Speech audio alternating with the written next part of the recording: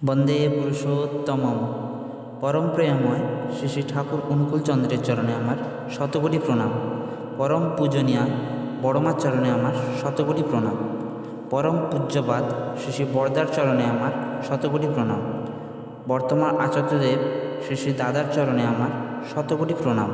সকল গুরুভাই ও ভক্তিমতী মায়েদের আনন্দিত জয়গুরু জানিয়ে আজকে আমি পরম প্রেমময় শ্রী শ্রী ঠাকুর অনুকূলচন্দ্রের শ্রীহস্ত লিখিত গ্রন্থ সত্যানুসরণ থেকে পাঠ করছি।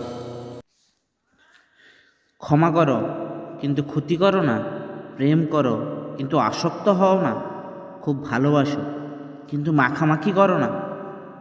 বকবগানি পুণ্যত্বের চিহ্ন নয়। যদি নিজে সন্তুষ্ট বা নির্ভাবনা হয়ে থাকো তবে অন্যের জন্য চেষ্টা করো।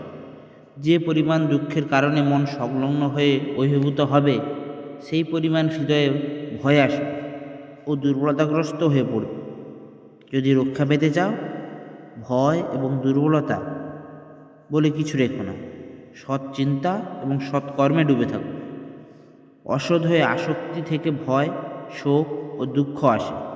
অসৎ পরিহার করো, সতে আস্থাবান হও, ত্রাণ পাবে। সৎ চিন্তায় নিমজ্জিত থাকো, সৎকর্ম তোমার সহায় হবে এবং তোমার চতুর্দিক সৎ হয়ে সকল সময় তোমাকে রক্ষা করবেই করবে।